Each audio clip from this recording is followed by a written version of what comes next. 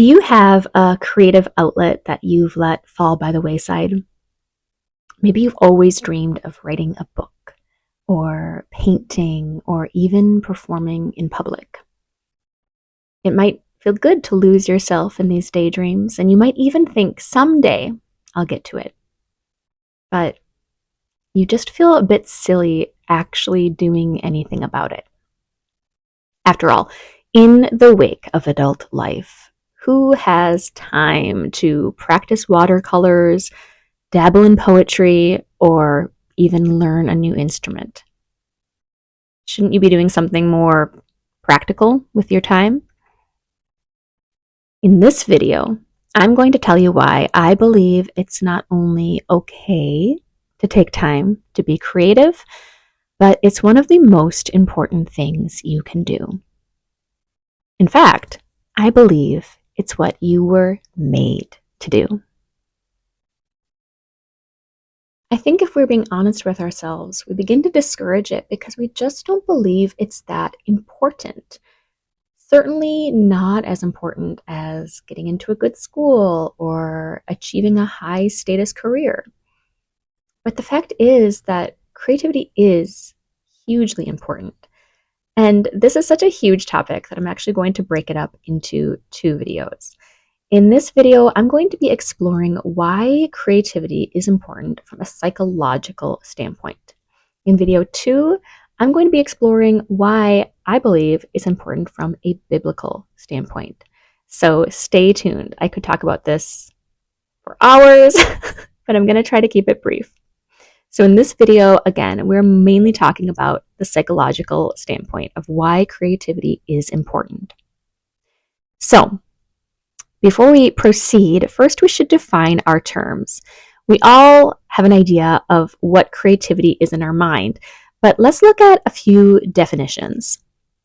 So our first definition is from Human Motivation by Robert E. Franken. He states, creativity is defined as the tendency to generate or recognize ideas, alternatives, or possibilities that may be useful in solving problems, communicating with others, and entertaining ourselves and others. So, a quick side note here. I said we all have ideas of what it means to be creative. And I think in our time and place and culture, we're most familiar with the latter idea, entertaining ourselves and others. Our culture is saturated with entertainment, and this perhaps explains why, when we allow children too much entertainment in the form of screen time, which does the playing for them, we see a decrease in their creativity. This also explains why we as adults see a decrease in our own creativity. We live in a world where we don't have to make our own fun. We can easily turn on the TV or scroll on our phone and see others having fun for us. That's just a little side note from me. Let's look at another definition.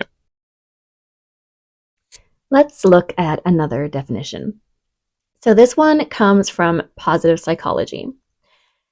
It states, creativity encompasses the ability to discover new and original ideas, connections, and solutions to problems, fostering resilience, sparking joy, and providing opportunities for self-actualization. So these all sound like really good things that we want more of, right? We want resilience, we want to spark joy, and we want self-actualization. We're going to take a closer look into this self-actualization piece. So if you are not familiar with this term, self-actualization, this comes from Abraham Maslow's hierarchy of needs. This is a theory that states that people are motivated by 5 levels of needs. To put it super briefly, first thing, as a human, you're just looking to meet your physical needs, right? You need safety, you need food, you need shelter. When those things are met, then you're able to think about needing love and belonging. And at the very top of this pyramid, you have fulfillment as self, or what he terms self-actualization. So let's look at another definition of exactly what this term means, self-actualization. This also comes from positivepsychology.com. Self-actualization can generally be thought of as the full realization of one's creative, intellectual, and social potential through internal drive, versus for external rewards like money, status, or power. I think this quote from Abraham Maslow himself really sums it up. What a man can be, he must be. This need we may call self-actualization. So I think this is really fascinating that this need explains why one can have the trappings of success, status, money, even power, but still might feel unfulfilled. I think as humans, we have the potential to grasp our own uniqueness and its desire to be communicated to the world.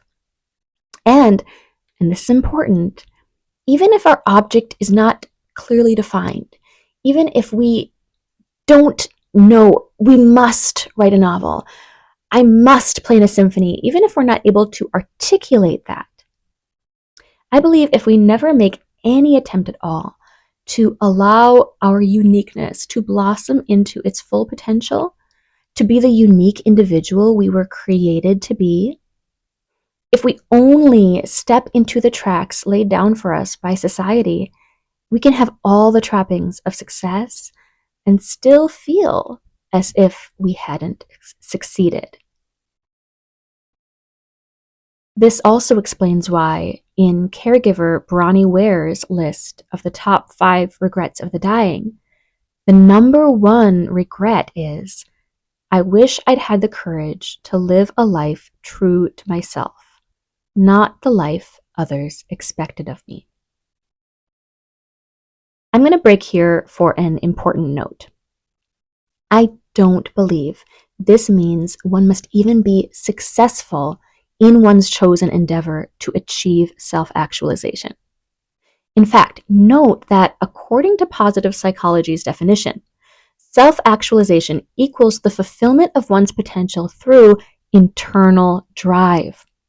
They specifically state that this comes down to internal drive versus external rewards like money, status, or power. Abraham Maslow puts this simply.